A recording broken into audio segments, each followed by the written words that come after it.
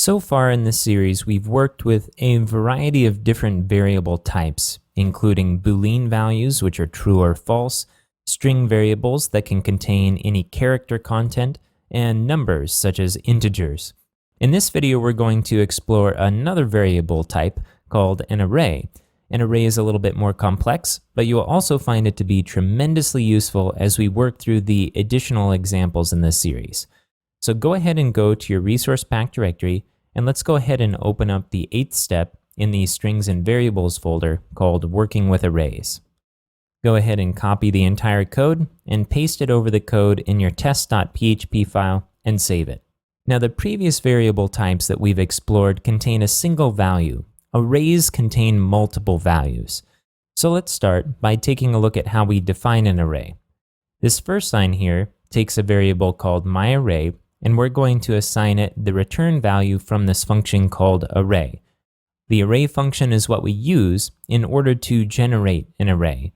Unlike other functions that we've looked at so far, array can take a variable amount of parameters. So right now we have 3 parameters. You can see them each separated with this comma, but we could add additional items here to make our array even bigger. Each item that we pass to it becomes an item in the array. So this defines an array with 3 items, one called item 1, one called item 2, and the third called item 3. So far, this is pretty straightforward. If we want to add an additional item to this array, we can do so using this syntax right here. So what we do is take the variable that is an array now, and we use empty square brackets at the end, and we assign it a value of some kind. In this instance, we're assigning it the string item 4. So an array is really just a list of values. When we want to begin using the items inside of this array, we can reference it using a similar syntax that we use to add an item, except we're going to use a number inside of the square brackets in order to reference an item. When we added items to this array, each one got a key. And the key in this case is simply a number that indicates its index in the list. And it begins with the number 0. Now this can be a little tricky to remember because you might expect it to start with 1, but arrays always start with 0. So this first item that we added had an index of 0. The second one had an index of 1, and the third had an index of 2. When we added this fourth item, it had an index of 3. So when I say the word index, just imagine that we have a list of items, just a normal list, and it's numbered. We have the first one, the second one, the third one, and the fourth one. Except instead of the numbers starting at 1, the numbers start at 0. If we wanted to point to an item in a list like that, we'd simply say, look at bullet point number 2. And we're doing the same thing here when we're referencing an item inside of the array. So here's where we begin using that data. In this first line here, we're printing the 0 index item of the array myArray, and this points to the first item, which would be item number 1.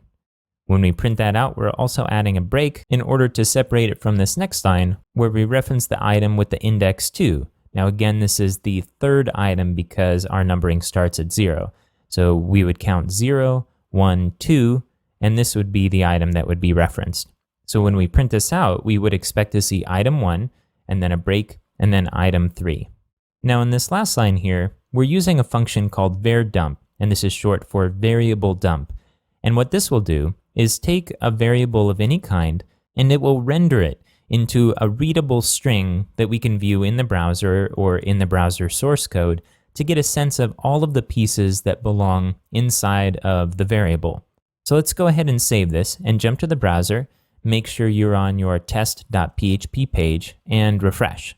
Okay, so as expected, we have our item 1 and item 3. Now again, if we look at the code, this is our first item, which has an index of 0, and our third item, which has an index of 2. And again, we're printing it out using these 2 lines.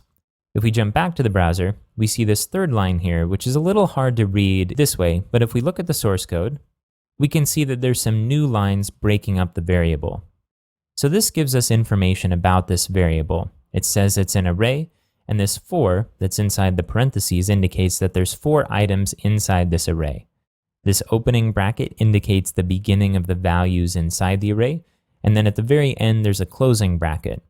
For each item, we'll see the index inside of these square brackets. So this is the index 0, and this is item 1. And this variable is a string that has 6 characters in it. And you see this similar pattern throughout the additional items inside of our array. Now we're going to use var_dump throughout this series in order to learn more about a variable. With a string, in previous videos, it's easy enough to print that to the browser screen and learn what the value of that string is.